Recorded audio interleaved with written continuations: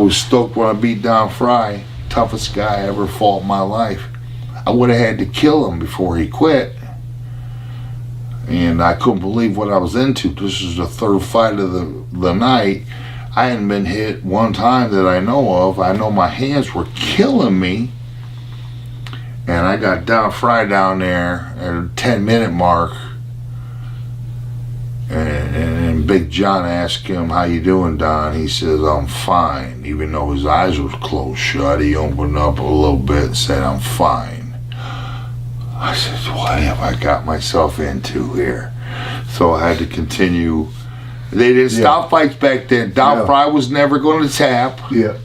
And they did not stop fights, and he was still defending himself. Yeah. And I was exhausted. I was exhausted. We ended up doing the rematch in Pride, and honestly, he was going through all kinds of back injuries, you know what I mean? But he had gained 20 pounds. He was up 235. We were same weight now. Yeah. And when we initially locked up, he felt like the strongest man in the world. And I said, "Oh, shit."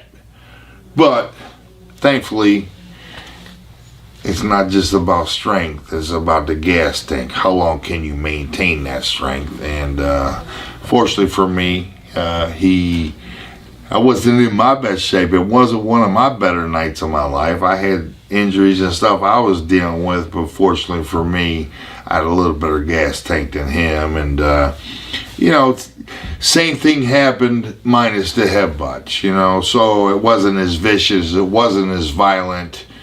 But I got to win. But I got to finish this somehow. And finally, his hands lowered enough that Big John pulled me off. And I still didn't know if I won, because I said, "Is it over?" And Big John looked at me and told me to go to my corner. I'm like, "What the heck?" And then finally, I seen Big John doing the wave off sign. And I always give praise to the Lord. Thank you, buddy, because that was...